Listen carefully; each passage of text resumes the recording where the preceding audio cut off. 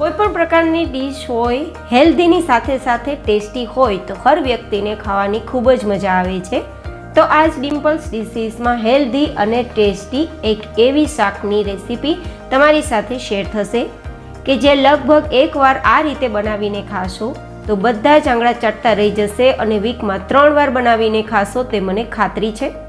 સાથે જ તમારા શરીરમાં 300 જેટલા રોગોને દૂર રાખશે તેવી આ હેલ્ધી શાકની રેસીપી બનશે.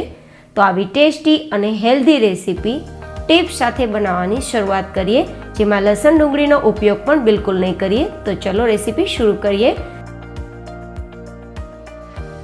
તો જેમના માટે સૌથી હેલ્ધી વસ્તુ આપણે લીધી છે તે છે 4 નંગ સરગવાની શીંગ લીધી છે, જે ખૂબ જ હેલ્ધી હોય છે. અને આપણે આ શીંગને 3-3 ઇંચ જેટલા ટુકડામાં કાપી લેશું. તમે ઈચ્છા રાખતા હોય તો આ ટુકડામાં વચ્ચે ચિપ્સ બનાવીને પણ તમે કટ કરી શકો છો.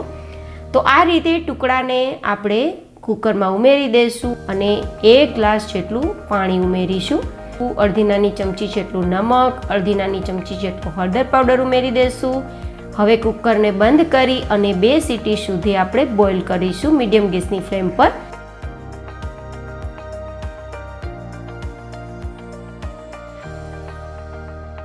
ત્યાં સુધીમાં એક પેસ્ટ તૈયાર કરવા માટે મિક્સર જારમાં 2 મરચાંના ટુકડા ઉમેરીશું.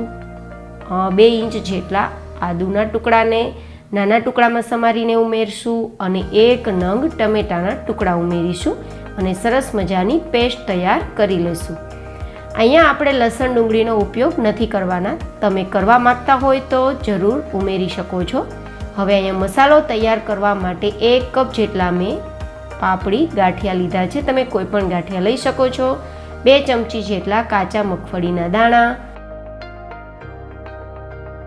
1 ચમચી જેટલા કાચા સફેદ તલ અને અડધી નાની ચમચી જેટલું નમક, અડધી નાની ચમચી જેટલો હળદર પાવડર, સાથે થોડો સ્પાઇસી કલર અને લુક આપવા માટે 2 ચમચી જેટલું કાશ્મીરી લાલ મરચું અને 2 નાની ચમચી જેટલો આપણે ધાણા જીરું પાવડર ઉમેરીશું.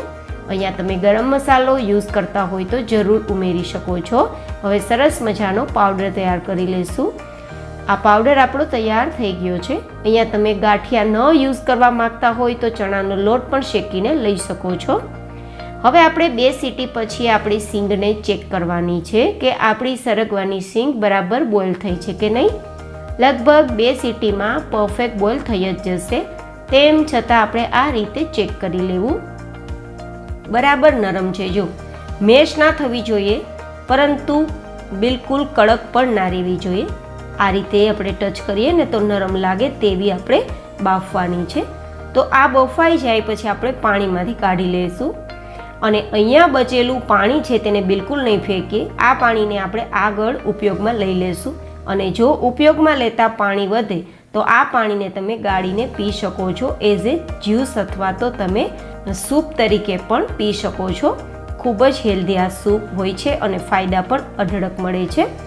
હવે આપણે આ વઘાર કરવા માટે 4 મોટી ચમચી જેટલું તેલ ગરમ થવા માટે ગેસ ઉપર રાખ્યું છે. તેલ ગરમ થાય તો અડધી નાની ચમચી જેટલો રાઈ, અડધી નાની ચમચી જેટલું જીરું અને અડધી નાની ચમચી જેટલી હિંગ ઉમેરી દઈશું.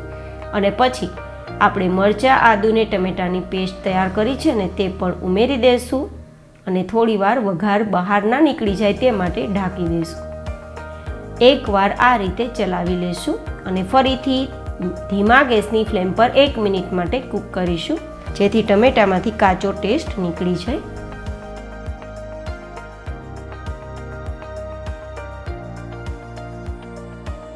તો ઓલમોસ્ટ 1 મિનિટ જેવો સમય થઈ ગયો છે અને આપણો ટમેટામાંથી પણ કાચો ટેસ્ટ જતો રહ્યો છે.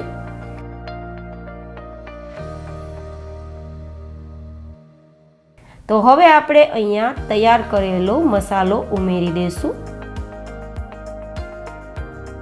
સાથે 1 મોટી ચમચી જેટલો ગોળ ઉમેરીશું, કારણ કે આગળ આપણે ખટાશ પણ ઉમેરવાના છીએ. થોડા લીલા ધાણા અને 1 ચમચી જેટલી કસૂરી મેથીને ક્રશ કરીને ઉમેરીશું. કસૂરી મેથી હોય તો જરૂર ઉમેરજો, ના હોય તો ઓપ્શનલ છે. હવે બધું જ બરાબર ધીમા ગેસની ફ્લેમ પર મિક્સ કરીશું. આ રીતે મિક્સ થતાં થોડું થીક થઈ જશે.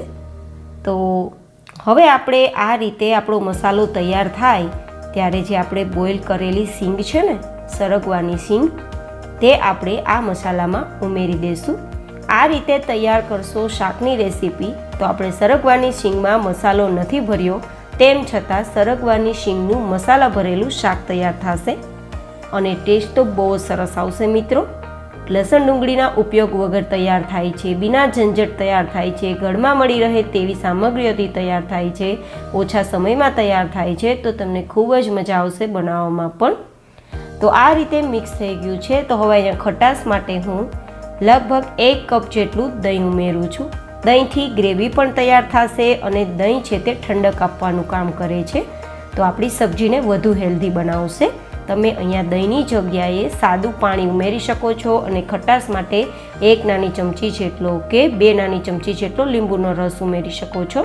હવે આ બધું જ એકવાર મિક્સ કરી દઈશું અને મિક્સ કર્યા બાદ હવે આપણે જે સરગવાને બાફીને પાણી રાખ્યું હતું ને કુકરમાં, તે ઉમેરી દઈશું. જો એ પાણી વધે તો તમે ગાળીને એઝ એ સૂપ તરીકે પી શકો છો, બિલકુલ ફેંકતા નહીં, તેના ખૂબ જ ફાયદા હોય છે મિત્રો.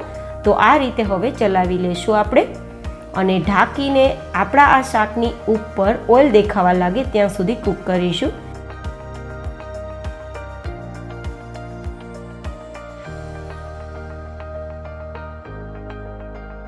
તો હવે થોડી જ વાર પછી આપણા સબ્જી ઉપર તેલ દેખાઈ રહ્યું છે. ઇટ મીન્સ સબ્જી આપણી કૂક થઈ ગઈ છે. જો તમને સબ્જી વધુ થીક જોતી હોય તો હજુ 1-2 મિનિટ કૂક કરવી, જેથી આપણી ગ્રેવી છે તે વધુ થીક થઈ જશે. નહીં તો આપણું આ શાક સર્વ કરવા માટે રેડી છે. તો ધાણાને આપણે સ્પ્રિંકલ કરી દઈશું અને ગરમા ગરમ આ શાકને તમે રોટલી, રોટલા કે પછી મનપસંદ વેરાયટી સાથે સર્વ કરી શકો છો. મિત્રો, સરગવો છે તે ખૂબ જ શરીરમાં ફાયદાકારક હોય છે અને ઘણા બધા રોગોને આપણા શરીરમાં આવતા રોકે છે. તો આ સરગવાના ફાયદા તમે જાણવા માંગતા હોય તો મેં ડિસ્ક્રિપ્શન બોક્સમાં બધું જ લખાણ આપેલું છે. તમે ડિસ્ક્રિપ્શન બોક્સમાં જઈને તેના ફાયદા અને ગુણધર્મો વાંચી શકો છો. બધા આંગળા ચાટતા રહી જાય તેવું બિના ઝંઝટ તૈયાર થયેલું હેલ્ધી અને ટેસ્ટી શાક તમે બનાવો તો તમને કેવો આ ટેસ્ટ લાગ્યો એ ફીડબેક કોમેન્ટમાં જરૂર શેર કરજો. બહુ જલ્દી મળીશું એક નવી જ રેસીપી સાથે. ત્યાં સુધી હંમેશા ખુશ રહો, હસતા રહો. Take care and bye bye.